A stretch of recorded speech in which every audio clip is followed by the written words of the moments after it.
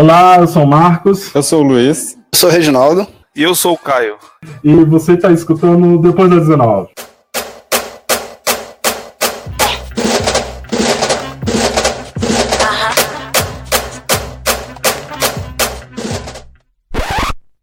E nas notícias de hoje, infelizmente pela segunda semana seguinte, iremos lamentar outra morte como forma de evidenciar a estrutura social e pensarmos sobre a situação institucional atual. Foi assassinado em Salvador o mestre de capoeira Moa do Catende, de 63 anos. A morte, segundo o próprio agressor, foi motivação política, pois o mestre havia dito que votaria no PT e que as pessoas preferiam esse partido. Ante a toda essa sessão fascista, essa morte tem pressuposto racista, porque dentre todos aqueles que se colocaram contra o candidato autoritário, a única pessoa que morreu é negra. E ainda que o assassino seja negro, essa estrutura social foi elaborada por uma elite branca que sistematizou o racismo. Parabenizamos a todos os coletivos independentes que estão fazendo trabalhos para além da política institucional e as pessoas pretas eleitas nessa eleição. Em especial, as 3 assessoras de Marielle Franco, que herdaram a luta política dessa irmã. São elas, Renata Souza, Mônica Francisco e Dani Monteiro. Elas irão precisar de todo o nosso apoio frente a um parlamento mais racista e neoliberal. Lamentamos a morte do mestre e agora vamos para o bloco principal.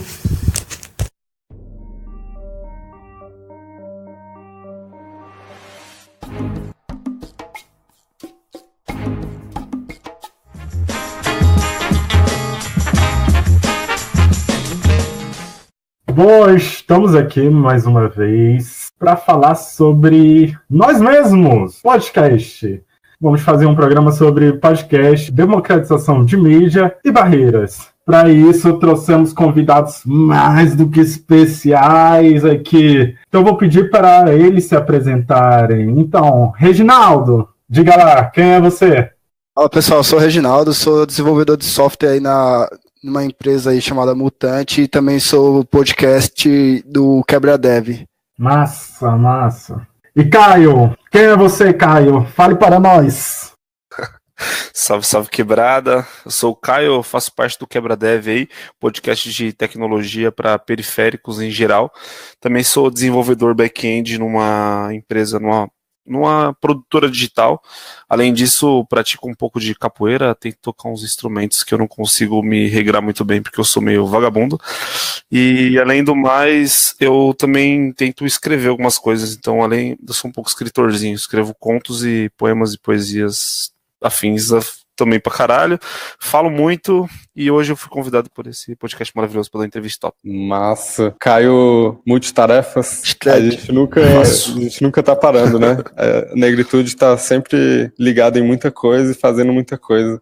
Isso aí é bom. Quanto mais apertado a gente tá, mais a gente cria. Exatamente. Caracas, isso aí foi genial. Então, conta pra gente como é que surgiu o podcast. Explica pra gente também o que é exatamente programação e o que envolve a gente da negritude nisso, assim. Pode crer. Vamos lá, eu vou começar falando e depois eu vou dar uma partinha pro Reginaldo falar também, porque é justo. Ele também é parte desse elo. Eu morava na região periférica de São Paulo, Zona Sul, extremo sul, e eu tinha um problema de percurso entre a minha casa e o centro da cidade para trabalhar. Então demorava em média 2 horas para chegar no trabalho. E isso era tipo muito ruim, tá ligado? E esse tempo era um tempo que era meio jogado fora. Então imagina, 2 horas para ida, 2 para volta, 4 horas de percurso na semana, 5 dias. Daí 20 horinhas de percurso, que era 20 horas por semana jogadas fora. Isso no ano, na vida, é quantitativo, assim, tipo. E aí eu comecei a querer fazer alguma coisa durante esse tempo. Então, comecei a ler, mas às vezes na leitura eu tenho um pouco de sono, infelizmente. Eu sou uma pessoa que tenta ler o máximo que pode, mas eu tenho um pouco de sono. E um amigo meu me indicou podcasts. E aí eu comecei a ouvir, o primeiro podcast que eu ouvi foi um podcast chamado Decréptos, que é de humor pop. Ele é bem interessante. E depois eu comecei a ouvir o Nerdcast, e aí comecei a ouvir alguns podcasts, comecei a mandar para os meninos aqui, porque eu comecei a ouvir uns de tecnologia. Eu mandei pro Reginaldo, mandei pro Gustavo, mandei pros meninos todos com aquela empolgação. O Reginaldo tá ligado como eu sou, mano. Quando eu conheço uma coisa nova, eu saio, ó, ouve aí, isso que lá. É todo dia mandando a mesma coisa. Muito chato, velho. E aí, tipo, eu fiz os caras ouvirem. O Gustavo, ele ouviu a parada, ele achou da hora. E aí ele quis também, ele começou a ouvir também. E a partir daí o Reginaldo também e tal. Eu falei, mano, vamos criar um bagulho desse? Porque eu comecei a ouvir e não me sentia, tá ligado? Ali. Os caras não falavam do jeito que eu falo, as músicas que rolavam no bagulho não eram as músicas que eu ouvia. Tipo, os assuntos, se fossem políticos, não eram os assuntos que me incluíam. Eu falei, mano, vamos se incluir nessa parada aí. E a partir daí, a gente teve vontade de criar, e o Reginaldo pode falar um pouco da criação aí. Da parte de criação, a gente primeiro fez, tipo, falou o que a gente quer atingir, né? A gente tava pensando, que nem o Caio falou, passava, como ele morava distante, a gente eu ainda passo muito tempo me locomovendo do centro da cidade para a periferia, que eu ainda moro na periferia e tal. E, tipo, o nosso objetivo era alcançar a periferia. Então, o que nós fizemos foi montar um podcast voltado com as falas, a estrutura dele, toda a temática voltada à periferia. Então, foi essa a primeira parte, assim, da montagem do podcast. Logo em seguida, a gente estruturou isso e fez o primeiro episódio para gravar. Aí a gente teve as primeiras dificuldades, que foram como fazer tudo isso, né, e tal. E então, que nem a gente estava falando, que teve muito problema com a edição no começo, quem ia editar e tal, e foi aí que o Gustavo, o grande produtor musical nosso aí, conseguiu fazer uma boa parte da edição. Toda a edição é ele que faz, então a qualidade de áudio que a gente tem é graças a ele. Essa é mais a parte tipo estrutural que a gente teve para fazer o podcast.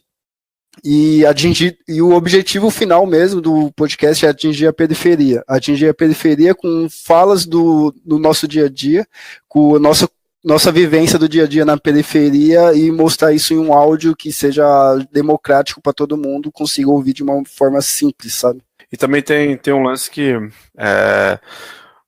quando a gente começou a fazer, a gente até pensou, puta, mano, vamos colocar temática de história voltada pra negritude e tal.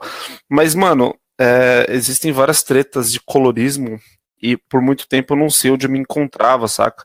E aí, recentemente, um grupo, uma comunidade de desenvolvimento chamada AfroPython, que eu acho que eles não são só comunidade, como também é um movimento social, eles meio que fizeram uma parceria com a gente ali, deram uma alavancada no podcast que a gente tinha.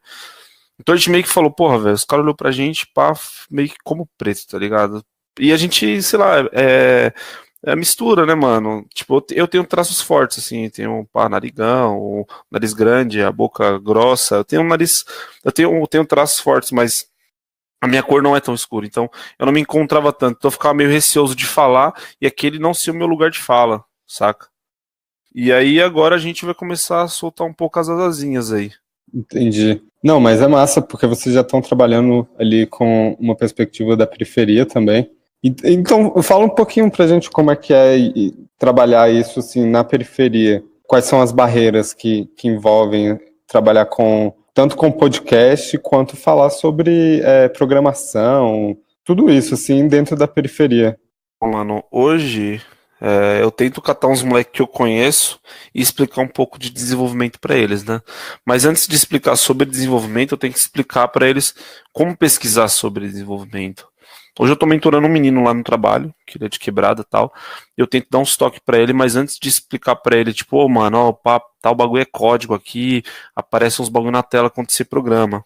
Não, eu falo, velho, você tem que saber procurar coisas que vão te ajudar a criar coisas, tá ligado? Então, é uma linha que a gente tá tentando seguir, e com essa ajuda do AfroPython aí, tipo, a gente começou com um podcast, a gente tem acho que uns 3, 4 meses de podcast, e aí a gente tá querendo expandir agora pra região periférica, tá ligado? Acho que o que eu consigo fazer hoje, e talvez o Reginaldo também, é falar com as pessoas que estão mais próximas da gente. Então, eu tento mandar o podcast pra rapaziada, falar, mano, se precisar de algum toque, pá, a gente ajuda, tá ligado? E a gente tá querendo começar a fazer um workshop, alguns flyers de divulgação para poder colar ativamente mesmo, papo de 2 meses para frente. Então a gente, no sabadão agora, é bem provável que a gente vá lá para Guarulhos para conversar com uma rapaziada para tentar descolar espaço, tá ligado? Essas porra aí. O Reginaldo sabe um pouco mais. Então, que nem o Caio falou, essa foi uma das barreiras que a gente encontrou, assim, fazer essa mídia digital de podcast não é tão conhecida na periferia, não é todo mundo que você vai falar que conhece podcast. Minha mãe mesmo, quando eu fui falar, comecei a gravar podcast, ela não sabia o que e várias outras pessoas. Então foi a gente com o podcast a gente viu que começou a alcançar algumas pessoas, que algumas pessoas se identificaram com o nosso modo de falar sobre tecnologia, só que essas pessoas que se identificaram já meio que já estavam no meio de tecnologia, e o nosso objetivo no final era alcançar as pessoas novas que podem entrar por meio da tecnologia, que... Falando de mim, eu acho que o Caio também tem esse mesmo pensamento. A tecnologia, para mim, ela trouxe muita ascensão social, me deu muitas portas para conhecer coisas que, quando eu estava na periferia, eu não conhecia. Então, eu quero, com a tecnologia, com esse podcast, fazer isso pela quebrada, por lugar onde eu nasci, dessas mesmas oportunidades que eu tive. Então, a barreira agora é fazer as pessoas conhecer essa forma de mídia, começar a consumir a gente, começar a consumir outras formas de mídia, tanto vídeo, ou artigos, saber que a internet está ali, que é uma porta de entrada para consumir conteúdo e aprender de uma forma mais democrática ali de verdade, tá ligado? Então... Doido demais. É mais ou menos isso. Foda, muito massa. Depois do 19 a gente também tá pretendendo fazer algo semelhante. Aí a gente tá vendo, porque a nossa mentalidade é de que não adianta de nada a gente conseguir alguma coisa, ter algum tipo de ascensão e tem uma galera para trás, ficando para trás. Isso ganho só individuais, porra, não adianta de nada, só pra gente. A gente tem que dar um retorno, sabe? A gente só tá aqui porque uma galera lá atrás fez algo pela gente. E ver vocês 5 meses de podcast e já ter essa mentalidade também bem clara, é um tapa na cara de um monte de galera aí que fica falando, que fica teorizando 1000 coisas, e vocês em 5 meses já estão fazendo, já estão indo atrás, querendo fazer, tipo, você já tem uma outra perspectiva, assim, das paradas. Isso é doido demais, pô. Enquanto a gente cresce, a gente puxa todo mundo, né, que tá com a gente. Então, é bem a filosofia Ubuntu.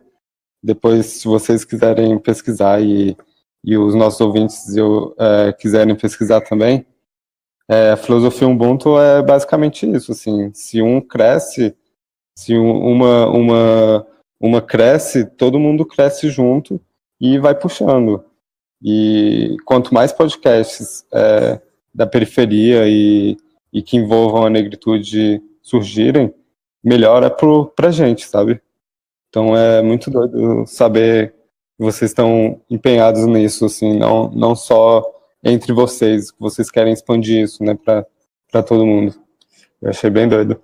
E é mó treta conseguir criar conteúdo, né, velho? Tipo, a gente trampa muito, inclusive. Programador tem uma vida desgraçada, assim, saca? Tipo, não porque a empresa cuzona, não, mano, porque a nossa área, ela não tem como ser de boa. Então a gente trabalha bastante e ao mesmo tempo a gente tenta participar de comunidades de desenvolvimento. A gente tem o trabalho do podcast aqui, mas tem uma comunidade que o Reginaldo começou aí, que o nome é Backend Brasil, que ela tenta trazer diversidade. A gente tenta participar de outras comunidades, conversar com pessoas que tentam trazer diversidade para a área de tecnologia, pra gente conseguir amadurecer um pouco do pensamento também, tá ligado? Eu tenho muito interesse em programação e tal.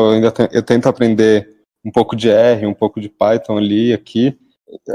É muito importante. As pessoas estão querendo aprender R, velho. O que tá acontecendo? Importante. Porque o R é porque todo mundo querendo aprender Ciência de dados, eu estudo ciência política, então acaba envolvendo bastante o R como estatística, ciência de dados. E aí eu acabo tendo que aprender de uma forma ou outra. E aí, por que é interessante que o trabalho de vocês, assim, eu acredito que daqui uns 10, 15 anos vai ser muito importante para o ensino médio mesmo, assim, para entrar na faculdade, que você saiba programação. Eu tenho essa perspectiva, eu não sei vocês. E aí, Se vocês já começam esse trabalho dentro da periferia, já é um adianto enorme para essa galera que provavelmente quando isso for muito importante, a escola pública não vai estar fornecendo, sabe? Então, isso é massa por isso, assim. Eu tô aprendendo agora porque eu tô olhando isso, assim. Eu tô olhando para daqui 15 anos e eu não quero, daqui 15 anos, não conseguir programar enquanto tem uma galerona programando já, sabe? Eu lembro de algo que uma professora falou uma vez para mim, que tem até a ver com uma frase da Angela Davis, que ela fala que quando a base se mexe, toda a pirâmide se move, né? Mas uma professora falou assim que a mudança parte da periferia. E essa frase ficou muito na minha cabeça, porque quando a periferia propõe e faz a mudança, todo mundo acaba se beneficiando, todo o resto da sociedade, porque a periferia está ali pensando na base. Então, isso tem muito a ver com o que vocês estão fazendo. As mudanças, as propostas de inovação na programação e na mídia podcast que vocês vão realizar. Pô, vocês têm 7 ou 9 programas, né? Como eu falei, tipo, a edição do programa de vocês já é foda pra caralho, sabe?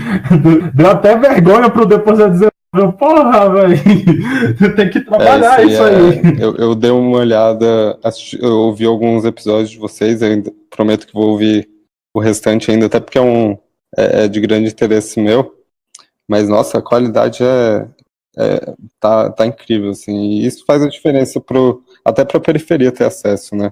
Se você faz algo de qualidade... A pessoa tem mais vontade, né, de ouvir o bagulho. Facilita o acesso, eu imagino. Mano, vocês estão de parabéns, assim. Assim que vocês falaram de ter programação na escola e o caralho. Hoje já existe umas escolas de boy que tem, né, mano?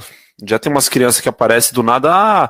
Tal criança de 13 anos de idade fez um aplicativo pra, sei lá, um hospital. Essa criança é prodígio? Não necessariamente, né, mano? Provavelmente ela teve na escola, já aprendeu. E, tipo, programação é um lance bastante prático, então. Não vou falar que é muito fácil, mas é prática ali, tipo, dependendo, existe muita coisa pronta, então a criança, ó, a playboyzada já tá, tipo, muito passo à frente, tá ligado? Já tem criança fazendo aplicativo porque o pai é um engenheiro foda e colocou um professor pra ensinar, ou na escola tem. A gente tá querendo levar a mesma coisa pra quebrada. E querendo ou não, a gente fica pensando que, imagina, por exemplo, ser programador não necessariamente é você conseguir uma ascensão social só no seu trabalho. Você, fazendo softwares, consegue montar negócio, tá ligado? Hoje eu não tenho tanta facilidade assim, porque eu quero um pouco mais de estabilidade. Mas um moleque com 16 anos que mora na casa dos pais, o pai dele, sei lá, tem um comercinho na frente de casa e não consegue administrar grana, ele consegue fazer um softwarezinho que se adequa à necessidade do pai dele, e aí o cara do lado tem uma parada parecida, já adapta também, tá ligado? Então, a programação, ela abre tanta porta, assim, mano, que, tipo, se o pessoal da quebrada soubesse, geral ia querer aprender a fazer essa porra.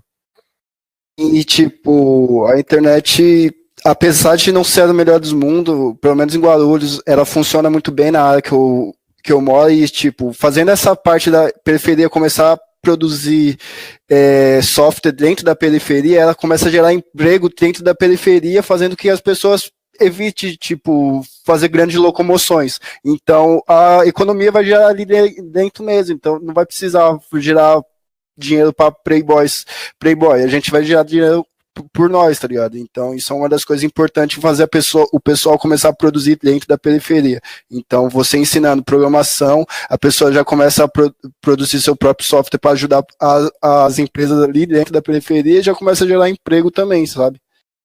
Se a gente tivesse dinheiro hoje, a gente fazia um co-work dentro da quebrada pra rapaziada trabalhar lá dentro e aprender, mano. Aqui a gente não é rico, mas se fosse, parceiro.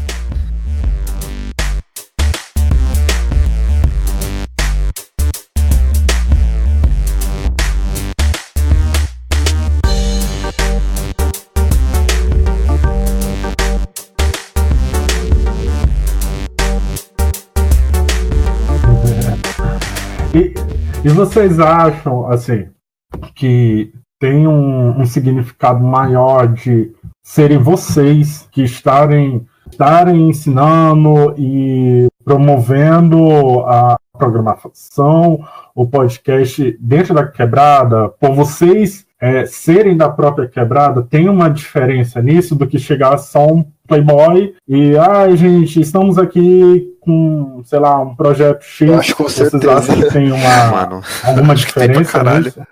A gente sabe como funciona, né, mano? A gente sabe como se comunicar, tipo, a estética ali, querendo ou não, tem uma similaridade.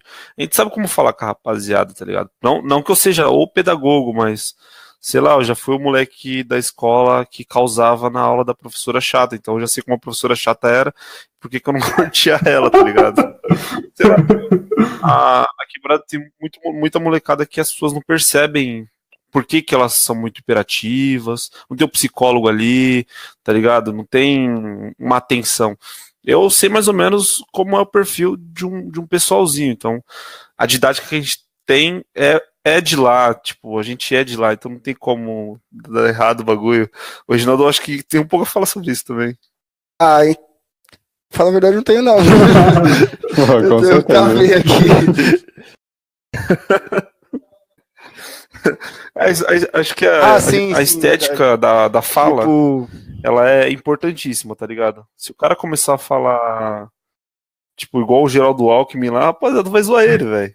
E sobre essa questão da fala, eu quero abrir um outro tópico aqui, que já até Reginaldo começou a tocar sobre a questão da internet, sobre as barreiras de se produzir conteúdo, produzir especificamente podcast, estando na quebrada, né? Reginaldo comentou sobre a internet, e eu lembro que eu vi uma postagem no Twitter da galera do Lovelace Podcast falando da dificuldade de se colocar uma internet de boa qualidade, porque as empresas não entravam no local onde elas moram. Isso acaba impedindo de se produzir conteúdo. E como que vocês veem essas questões de barreiras? Quais outras barreiras? Essa questão do falar, vocês acham que acaba tendo que se adequar a algum tipo de fala, porque a galera que, a maior parte da galera que produz podcast é aquele tipo de palavreada, a galera acadêmica,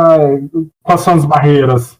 Essa parte da fala, a gente, tipo, tenta muito ser mais... falar muito... como se a gente estivesse conversando com uma pessoa normal, que nem se eu estivesse numa roda de conversa lá na rua de casa e estivesse conversando com todos os meus amigos ali. Então a gente tenta procurar muito isso e tentar evitar falar palavras difíceis que distanciam as pessoas. Isso é um dos pontos que a gente tenta ir fazer tipo de diferente para conseguir o pessoal conseguir ouvir a gente de uma forma legal. Essa parte da internet, tipo, que nem eu falei, a parte onde eu moro, ela consegue chegar uma internet boa e tal, mas tem outras partes que é de um amigo meu, que ele mora, que é programador também, que não chega uma internet assim tão boa. Então é uma questão difícil. Então, para ele, por exemplo, ele tem uma condição, ele é programador, tal, agora também, e ele tem uma condição de pagar uma internet um pouco mais cara e ter um pouco de velocidade maior. Mas outras pessoas não vão ter essa mesma condição. Então, uma das barreiras é essa, tipo, quando a gente começar a se aproximar mais da periferia, para fazer que as pessoas escutem a gente, o podcast, fazer com que as pessoas comecem a pesquisar mais conteúdo.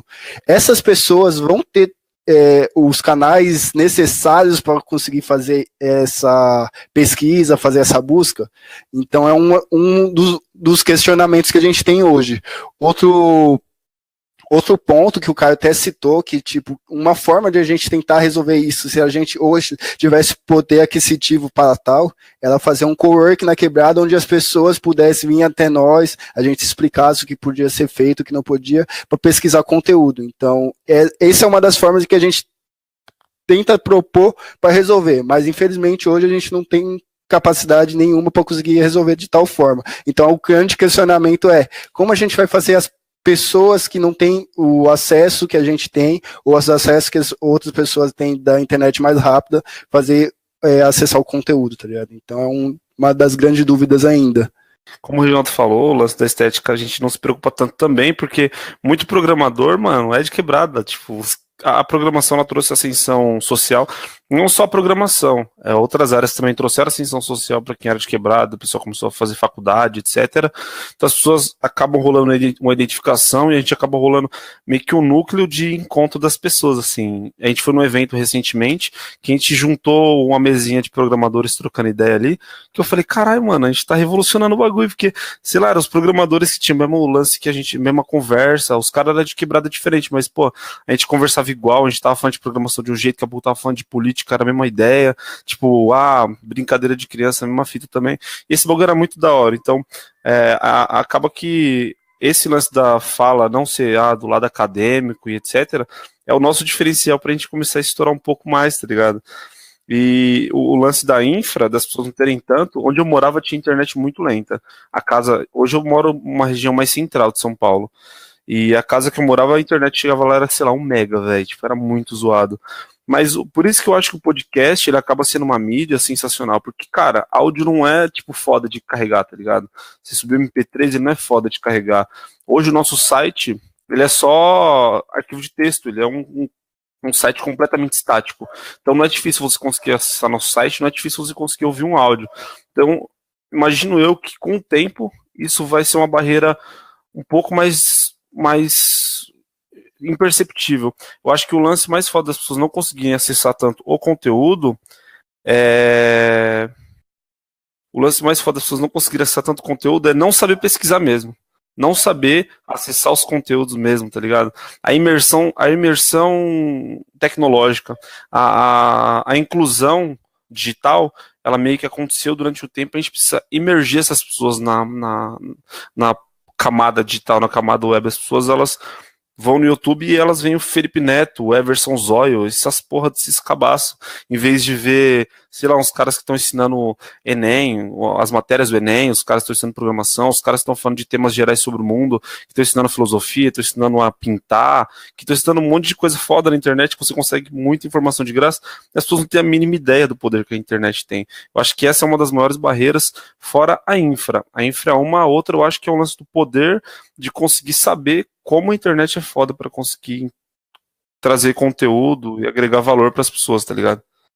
Aí tem uma barreira também, né, que é a tornar o conteúdo que a gente está produzindo legal e interessante de que se tenha acesso e que as pessoas queiram aprender mais em específico no podcast de vocês, assim, que é sobre programação, como fazer as pessoas se interessarem por aquilo.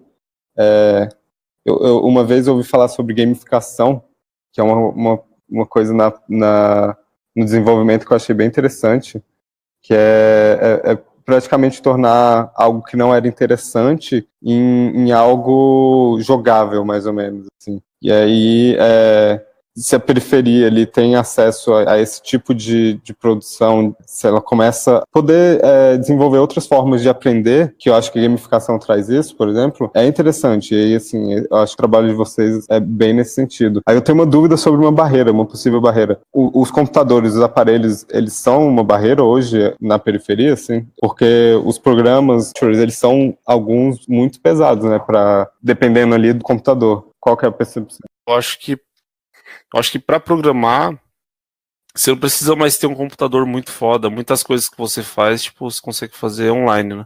Então talvez o empecilho maior seja a internet.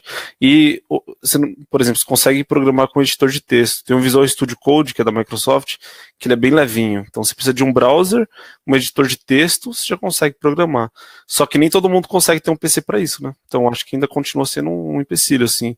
Ô, Reginaldo, o que você acha disso aí? Então, acredito que a parte de hardware, que nem o Caio falou, assim, tipo, não é necessário muito hardware para conseguir aprender a programar, mas ter o hardware que, mesmo que leve, eu acho que é uma barreira, assim, porque pensando na parte mais periférica mesmo, infelizmente muitos não vão ter.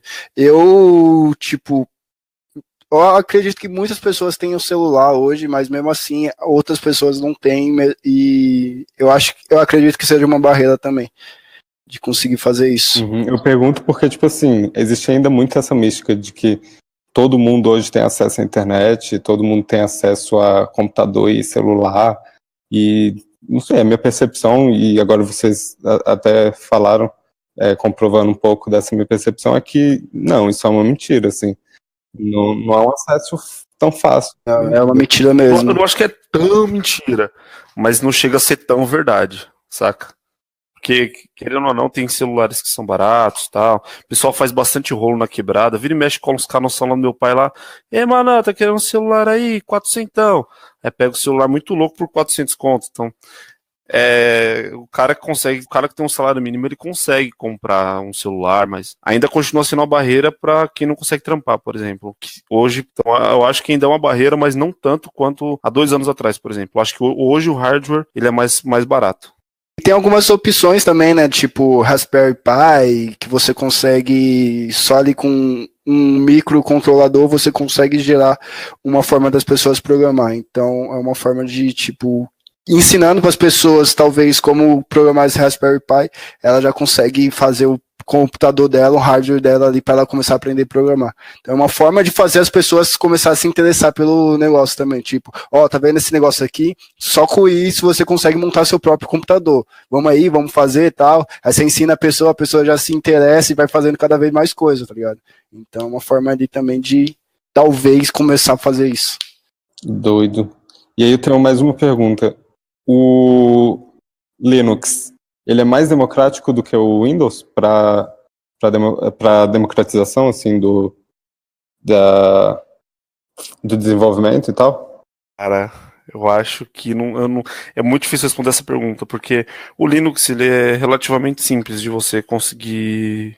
Por exemplo, se você tem um Ubuntu e você é um usuário comum, usa o Google Chrome ali e tal, alguma coisa, ele é fácil de você utilizar, a não ser quando você precisa instalar, por exemplo, um Guardião do Itaú. Aí você precisa usar o terminalzinho ali, passa a instalar algumas coisinhas. Eu acho que o Windows ele não é difícil de você conseguir acessar, ter acesso, porque você baixa o Windows com as facilidades, assim, né? Você consegue ceder com o colega ali e tal.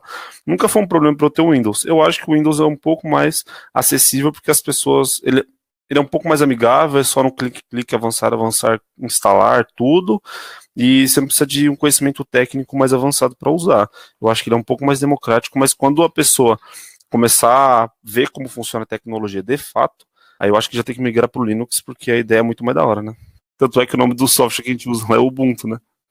E como vocês veem essa participação da periferia na produção de podcasts? Que possibilidades? Porque muitas vezes, quando se coloca conhecimento, é justamente essa ideia do Playboy chegando na periferia e transferindo e jogando, despejando o conhecimento dele, mas ele não consegue entender que a periferia também produz conhecimento e ele não para pensar que ele também tem que aprender com essa galera. E como é que vocês veem das possibilidades da periferia, novas formas de se pensar de podcast, de acesso à tecnologia? Eu sei que eu fico numas piras de pensar em colocar o nosso podcast até no WhatsApp. Não sei como. Uma hora eu vou pensar, mas quebrar certas barreiras que possibilite maior acesso de pessoas.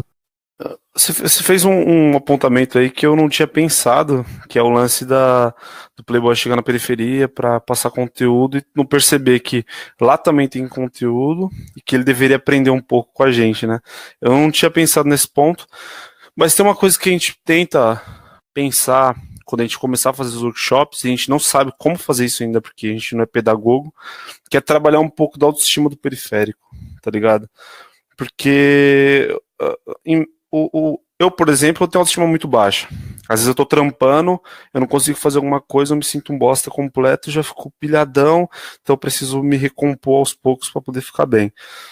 E é muito difícil você ser uma pessoa que não é visto na revista, não é visto na novela, não é visto em lugar nenhum, se sentir bem com você também, aparentemente. Então a gente queria trabalhar a autoestima das pessoas, para que elas se sentissem aptas a passar conhecimento também. E aí eu acho que quando o periférico se sentir apto a passar conhecimento também, de N formas, o Playboy vai perceber isso, tá ligado? Porque a periferia vai chamar. A periferia, o bagulho é chegar com o pé na porta. A gente nunca chega de mansinho, a gente já chega arregaçando. Então, pelo menos da sua pergunta, assim, é esse ponto que eu tenho que acrescentar a dizer, assim. Eu não sei o Reginaldo. Não, eu acredito que seja isso mesmo. Tipo, eu nunca tinha parado pra pensar ponto também, mas eu acho que trabalhar na autoestima e fazer com que as pessoas saibam o lugar delas de fato, tá ligado? Que nem o Caio falou. Periferia não tem que chegar de mansinho, de cabeça baixa, esperando migalha de playboy. Periferia tem que chegar parecendo um tanque de guerra e tomar todos os espaços que foram nos tirados, tá ligado? Então, tem que mostrar isso para as pessoas, para que o playboy saiba qual que é o nosso espaço e comece a aprender a ouvir a gente, tá ligado? Então, acho que é meio que isso.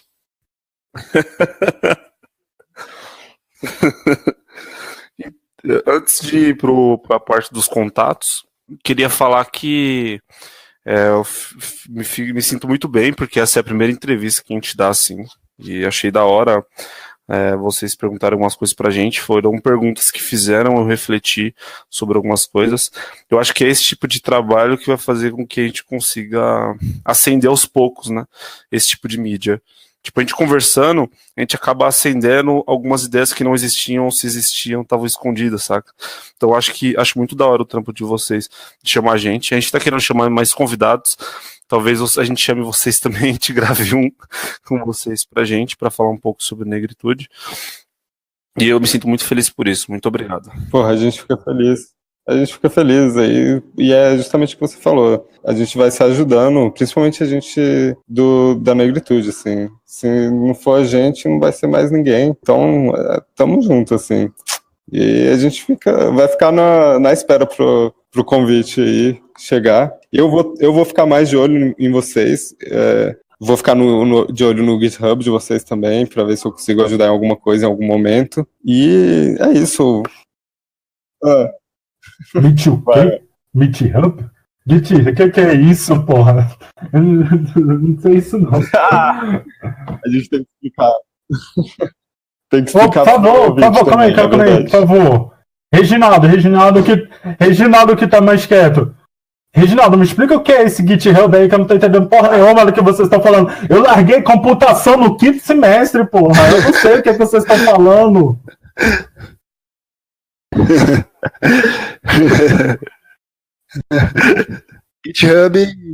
GitHub é uma rede social de versionamento de código. Fala a verdade, existem duas ferramentas. Existe o Git, que é o servidor que faz o versionamento de código. Esse versionamento de código serve para você, tipo, de backup de versões anteriores do seu código de alterações e nunca perder uma alteração, ter sempre o histórico de alterações ali. E o GitHub, ele faz isso de uma forma interface, então você tem a interface ali com seu usuário e você consegue consultar os outros usuários de outros desenvolvedores, ver o que ele está fazendo, como ele trabalha, ver os códigos dele, ver o que ele está ajudando, colaborando na comunidade.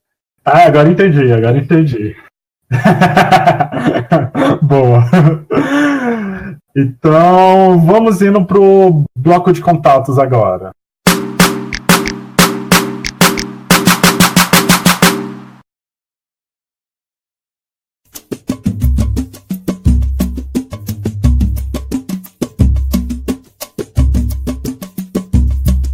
E se você tiver alguma dúvida, sugestão, algum elogio, mande para contato.depoisdas19@gmail.com.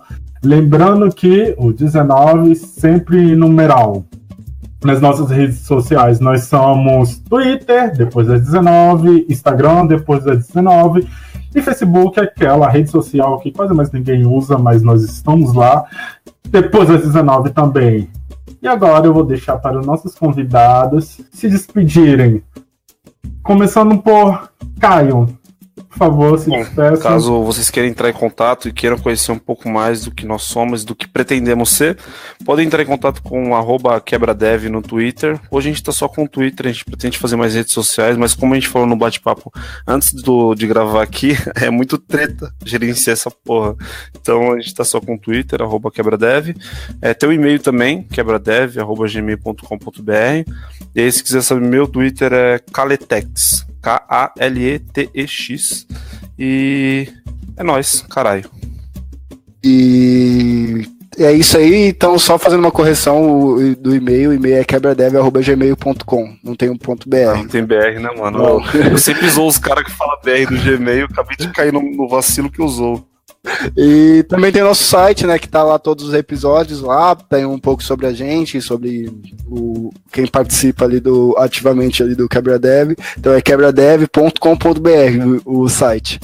E quiser me achar aí também no Twitch é Reginaldo Júnior e no Facebook Reginaldo Júnior também. Doido. É isso aí, galera. As pretinhas e os pretinhos precisam estar mais de olho em desenvolvimento, programação. Eu realmente acredito que daqui a uns anos vai ser muito, muito importante. Não só por isso, né? Não só porque vai ser importante, mas porque acho que a gente tem que...